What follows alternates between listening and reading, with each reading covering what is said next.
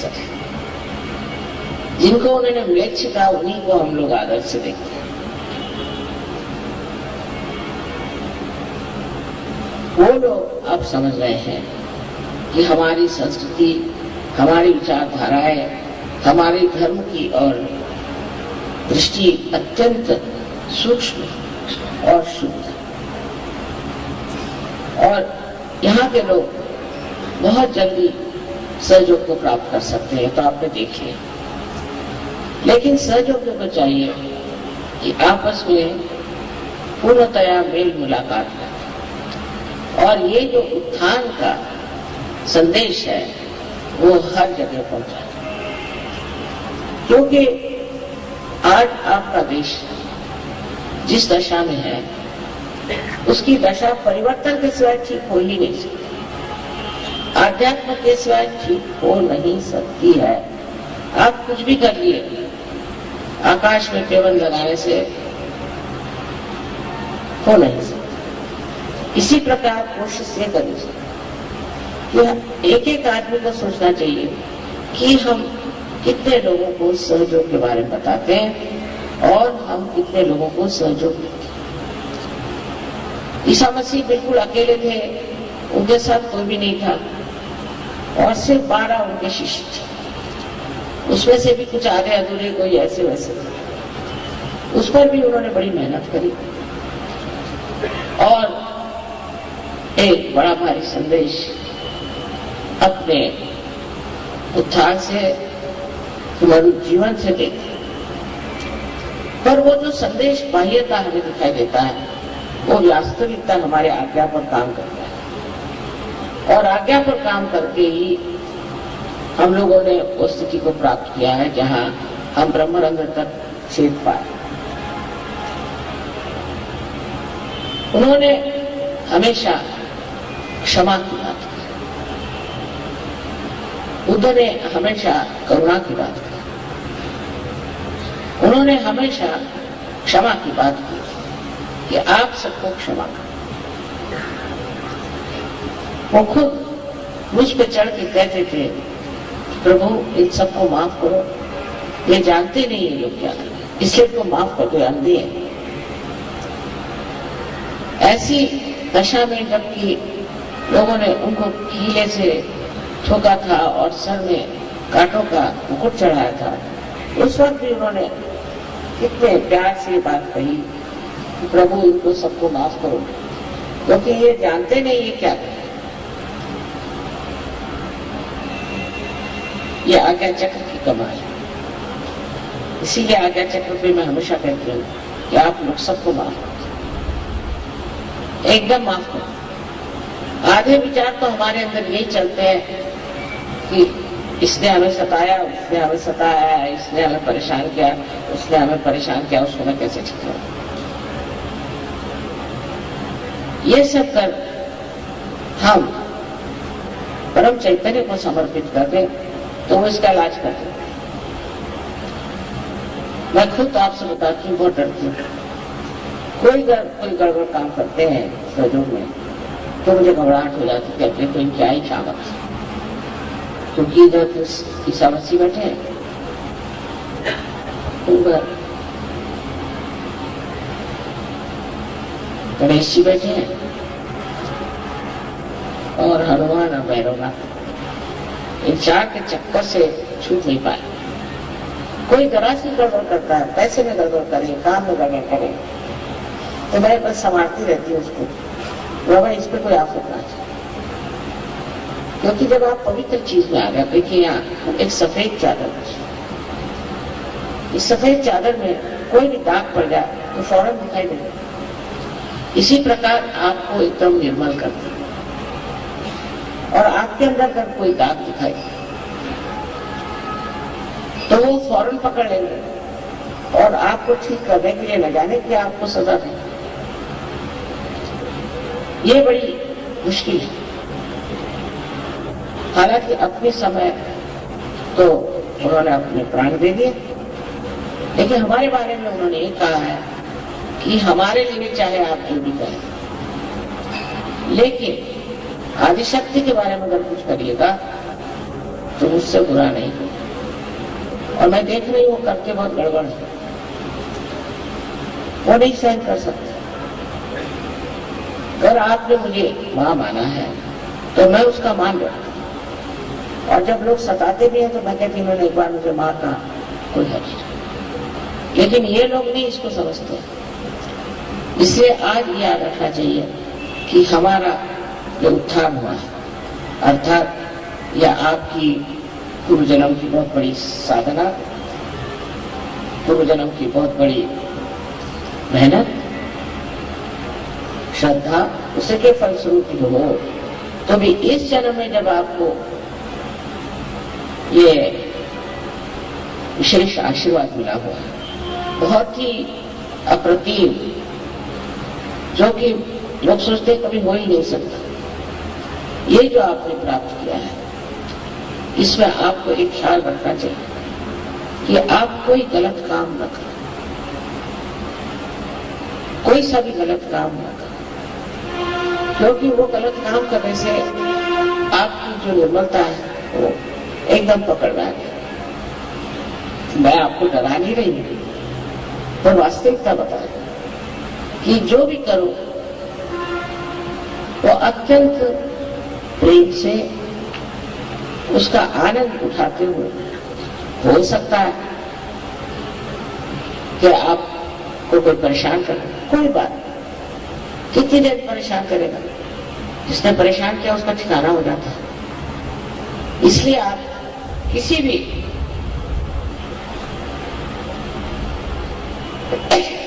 भी स्तर पे भूलना नहीं, किसी भी प्रांगण एरिया में भूलना नहीं कि आप एक सज हो। पहले जमाने में कितने सज हो बताइए। एक सूफी वहां हुआ निजामुद्दीन, तो उनकी गर्दन काटने को शाह निकल आया। उन्होंने कहा कि तुम मेरे सामने घर सर झुकाओगे नहीं, अगर तुम्हारी गर्दन काटूंगा। दूसरे दिन उसकी गर्दन काट सोगर कोई ऐसा हो भी तो डरने की कोई बात नहीं। अगर डरना है तो ये करना कि ये प्रभु इसको बचाओ, इसका पता नहीं क्या होगा, क्योंकि आप लोग परमात्मा के साम्राज्य, औरों जैसा हाल नहीं है। इसको याद रखते हुए, इसे मद्देनजर रखते हुए समझना चाहिए कि अब आप अकेले नहीं, आप पूर्णतया सुरक्षित हैं। और इस सुरक्षितता में आप क्यों परेशान हो? ईसा मसीह क्रूस पे भी जब परेशानी हो गई तो ऐसा कौन आप पे पवाल आया हुआ है? बहुत से लोग आते, माँ हमें एक प्रॉब्लम आया, हमें ये प्रॉब्लम आया। इसका मतलब आप सदगी नहीं है। सीधा समीकरण ये बैठा है कि आप सदगी नहीं। जो सदगी होगा उसको कोई प्रॉब्लम होगा ही नहीं, क्योंकि आप बैठे हैं एक बड़ी ऊंची जगह और प्रॉब्लम यहाँ नीचे खेलते रहते हैं, उसको देखना मात्र है। पर अगर आप हर समय प्रॉब्लम करते रहे तो सोच लेना चाहिए कि कुछ कमी है आपकी। तो फिर ध्यान करें, धारणा करें और अपने अंदर धारणा करें कि हम सहयोगी, एक उससे हमारे अंदर जो एक शांति का भाव और एक आत्मविश्वास पूर्णतया प्रतीत होता है, वो लोग भी समझते हैं। कुछ बोलने की जरूरत नहीं, कुछ झगड़े की जरूरत नहीं, चुप्पी लगा ली। आपने चुप्पी लगा ली तो सारा परम चैतन्य जो है वो संभाल लेगा और एक से एक धुरंधर बैठे हो। लेकिन अगर आप ही में दोष है तो कहेंगे इसको डुबकिया लगा दो चार। इस प्रकार आज हमें ईसा मसीह की एक छोटी सी टीमी थी, 33 साल की उम्र में उनकी मृत्यु। वो मरी क्या थी बेचारा, भटकते रहे, भटकते हुए हिंदुस्तान भी आए और कितना जीवन में उन्होंने कार्य किया। उनका नाम लेकर के न जाने लोगों ने क्या क्या बनाया, कितनी तरह की संस्था बनाया, ये करना वो करना। झूठ है सब, गड़बड़ है, पर कितना उन्होंने कहा। उनके मुंह में भी गलत गलत चीजें रख दी गई और इस तरह से लोगों ने एक झूठी संस्था भी बना दी। पर इस बाह्य धर्म में कुछ रखा हुआ नहीं। अब आप इसे देख सकते हैं। जिस हीरे को इन्होंने ढक दिया वो हीरा आपके अंदर चमक रहा और वो आपके आज्ञा में कार्यान्वित है। आपकी क्षमा शक्ति जितनी बढ़ जाएगी उतना ही आप देखिएगा कि सहस्त्रार में चलता है। अब ईसाई लोगों का मुश्किल यह है कि वो पैदा हुए ईसाई, तो हम उनको ईसाई सोचता है या ईसा की माई सोचती, उससे आगे नहीं चल सकते, वो तार भी हो जाते थे। हिंदुओं का भी ऐसा, हिंदुओं को बस कृष्ण मालूम है, शिव मालूम है, उसी में खुले रहते। अरे भाई आप इससे परे हो गए, उठ गए, अब आप स्वयं ही पार हो गए, सूफी हो गए। तो इन सब चीजों में जो सार है उसको ही आप लीजिए और हर एक चीज में सत्य को खोजें। बहुत सी चीजें असत्य हैं, इन सब धर्मों में बहुत सी चीजें असत्य हैं। जैसे ईसाई धर्म में आप आपको बता सकते हैं, वही बात जूस में भी है, मुसलमानों में, कि जब आप मर जाएंगे तो आप अपने को गाड़ लीजिए, अपना शरीर गाड़ जलाइए, और जब आपका रिजर्वेशन माने पुनरुत्थान होगा तो यही जो आपका शरीर है यह बाहर निकल के आएगा और आपका पुनरुत्थान हो जाएगा। अगर आप परमात्मा के नाम पर मरे हैं और उनका आपने अपना जीवन उसके लिए आपने त्यागा। अब सोचिए 500 साल बाद क्या चीज बाहर आएगी। अगर आपको गाड़ दिया जाए, इसे पूछना चाहिए, तो 500 साल बाद क्या आपकी हड्डियां वड्डियां बाहर आएंगी तो उसका पुनरुत्थान कैसे होगा। और ये विश्वास बहुत लोग करते हैं। इसका विश्वास इतना गहरा है कि हमारे पास कुछ लोग आए थे बोझनिया से, तो मैंने कहा क्यों मरे जा रहे हो, छोड़ो, तुम तो मुसलमान हो, तुम्हें निराकार में तुम्हारा विश्वास है, तुम किस लिए इसके लिए लड़ रहे हो, जमीन के लिए, क्या मतलब। तो उन्होंने मुझे कहा कि हमारे तो शास्त्र में लिखा अगर तुम भगवान के नाम के लिए मरे तो ऐसा ऐसा होगा। पहले मैंने कहा इसमें भगवान का नाम कहाँ है, मुझे बताओ। फिर दूसरी बात ये बताओ कि तुम कर मर गए और 500 साल बाद अगर हुआ रिजरेक्शन तो अंदर से क्या निकलेगा। उल्टे कब्रों में जा जा करके सारी जमीन तुम मिले थे और उससे दूध बनते रहो। तो स्वामी में मैं कहती हूँ कि अपने शास्त्र कि मरने के बाद आत्मा जो है वो निकल जाता है और जो जीवात्मा है वो फिर से जन्म लेता है। वो तो ठीक बात है, क्योंकि जीवात्मा मरता है, लेकिन शरीर 500 साल बाद उसका पुनरुत्थान होगा, ऐसी बात का विश्वास करना महामूर्खता है। और कभी कभी मैं सोचती हूँ कि इतने महामूर्खता को लेकर के ये लोग आपस में लड़ रहे हैं। आज इस्राइल में मारामारी हो गई, तो कल और जगह हो गई, हर जगह एक आफत मची हुई है धर्म को लेकर। जहां जाओ वहां धर्म से झगड़ा ही हो रहा है। मैंने कल भी बताया था कि कोई सा भी धर्म अलग अलग, सब एक से एक जुटे हुए हैं। और ये तो खुद ही दिखाई देता है कि सभी लोगों ने इनसे पहले भी लोगों का वर्णन किया। फिर ये झगड़ा क्यों, ये लड़ाई क्यों? इसलिए कि कुछ लोग हैं वो अपने को कहते हैं हमारी मक्तेदारी, हम धर्म बात कर रहे हैं, और जो कह गए उसके उल्टा। अब आप सोचिए कि ईसा मसीह ने एक बहुत बड़ी बात कही कि मैं तो ये कहूंगा कि तुम्हारी आंखों में निष्पापता जैसे कि अंग्रेजी में उल्टी बात हमेशा कहते हैं, तो दाउ शैल नॉट हैव अडल्टरस आईज। कितनी सूक्ष्म बात है। दाउ शैल नॉट हैव अडल्टरस आईज, ये नहीं कि अडल्टरस आईज भी नहीं होनी चाहिए, चित्त में भी अडल्ट्री नहीं होनी चाहिए। बड़ी सूक्ष्म बात है। और हम तो जो गए हैं परदेश में तो देखते हैं कि हर एक की आंख इधर से उधर तो कोई देखा ही नहीं जिसकी आंख स्टडी। सहयोग से पहले इधर आंख टूट रही, उधर आंख टूट रही, कोई आदमी को देख रहा, कोई औरतों को देख रहा, किसी चल रहा, कोई चीजों को देख रहा है। तो इस तरह की जो उनकी विशेष वाणी थी, उसको किसने माना? उसको कौन कर रहा है? कोई नहीं। कारण उसका एक ही है कि उनको आत्मबोध नहीं। अगर उनको आत्मबोध हो जाता तो वाकई में मैंने देखा इन लोगों को जब परदेश में भी आत्मबोध हो जाता है तो इनकी आंखें भी बिल्कुल स्थिर हो, और स्थिर होकर के बहुत प्यार झलता है,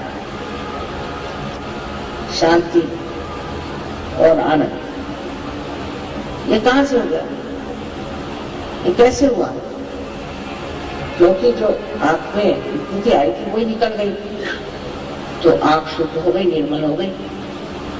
जो ईसा मसीह ने कहा वैसी आंख हो जाती। तो उन्होंने जो कहा था वो कहने से थोड़ी हो सकता था। और परदेश में तो ये बीमारी जरूरत से ज्यादा। तब हम लोगों को क्या समझ में आता है कि जो कुछ उन्होंने कहा वो हम करने का। हर एक धर्म में ऐसा,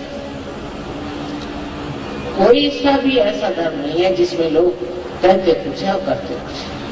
कारण वो समर्थ नहीं, माने जो है उसका अर्थ नहीं है, सम अर्थ। कोई कहेगा मैं सिख हूं लेकिन शराब पिएगा, कोई कहेगा मैं ईसाई हूं, उसकी आंखों में गंदगी भरी रहेगी, कोई कहेगा कि मैं जैन हूं और वो कपड़े की दुकान बनाएगा, कोई कुछ। जो नहीं करना वही करेगा। इसका कारण ये है कि हमारे अंदर अभी वो धर्म उतरा नहीं और जागरूक नहीं हुआ, और सहज रूप से ये जागृत होता है। ये होने के बाद, अपार होने के बाद, आत्म साक्षात्कार होने के बाद, अगर आप उसका मान नहीं रखेंगे और उसमें आप अपनी प्रगति नहीं करेंगे तो आपको न जाने क्या क्या तकलीफ हो सकती है। और इससे पहले जो तकलीफ होती है वो आपको महसूस नहीं होगी, आप बहुत हो, क्योंकि अब आप संवेदनशील हो गए, सेंसिटिव हो गए। इसलिए समझ लेना चाहिए कि हमने जो इतनी बड़ी चीज पाई है उससे हम अलंकृत हो गए, उससे हम सज गए। अब हमें अपने वैभव में और अपने गौरव में उठना चाहिए। जैसे ईसा मसीह जब कब्र से उठे थे तो और भी खिल गया था उनका, उनकी बातें और भी सुंदर हो, और भी खुल के वो बातें। इसी प्रकार हमारे लिए एक वो बहुत बड़े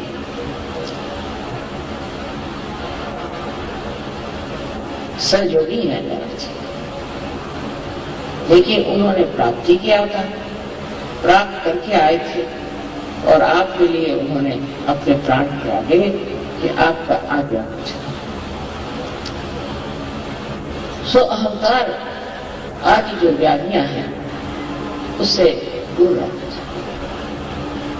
अहंकार जब आपका अंदर चढ़ जाए तो आप कुछ भी हो सकते हैं, आप हिटलर भी हो सकते हैं। अपनी ओर नजर करने से आप समझ जाएंगे कि आप न जाने क्यों अपने को पता नहीं क्या समझ रहे हैं, और कुछ तो भी समझ करके दुनिया भर में आप छा रहे हैं। इस आज्ञा को जिसने तोड़ा है और जिसने हमें इससे ऊपर उठाया है, उस ईसा मसीह के चरित्र की ओर देखिए तो बिल्कुल निर्मल है। उसी प्रकार हमारा भी जीवन निर्मल होना चाहिए। सहयोग में वैवाहिक जीवन और शक्ति पूरी तरह से व्यवस्था है। हालांकि ईसा मसीह ने शादी में की जो उनको कोई जरूरत नहीं थी, लेकिन पूरी तरह से आपके लिए हर एक चीज की व्यवस्था है और इस व्यवस्था से आप बिल्कुल सर्व सामान्य लोगों जैसे रह सकते हैं और अंदर से आप असामान्य हैं और अपने विशेषता को समझते हैं, जैसे ईसा मसीह अपनी विशेषता समझते हैं, जैसे सूफी लोग अपनी विशेषता को समझते हैं। अकेले अकेले उन्होंने दुनिया से लड़ाई की और दुनिया में इतना कार्य किया, तो आपके तो इतने भाई बहन सारी दुनिया में चले, तो कितना आपके अंदर आत्मविश्वास होना चाहिए। आप अकेले नहीं हैं, सब लोग एक ही बात करते हैं, सबको एक ही चीज प्राप्त होती है। और जब आप इस चीज को पाते हैं तो इसका महत्व समझना चाहिए, इससे अनमोल और कुछ नहीं। हालांकि मैं बहुत खुश हूँ, कलकत्ते में इतना कार्य हो गया, ये सहयोगी हो गए और इतना आपसी प्रेम है, कोई झगड़ा नहीं, कोई फूट नहीं, ये बहुत बड़ी बात है। और मैं इस मामले में ये सोचती हूँ कि कुछ तो भी देवी की यहाँ कृपा है कि लोग इस तरह से सहज को प्राप्त करके उसमें उतर रहे। जैसे आदमी कार्य कर रहे हैं ऐसा औरतों को भी करना चाहिए। और जब सब तरफ से सहयोग फैल जाएगा तब आप देखना कि बंगाल देश इतने सुंदर स्वरूप में उतरे। आप सबको मेरा आनंद।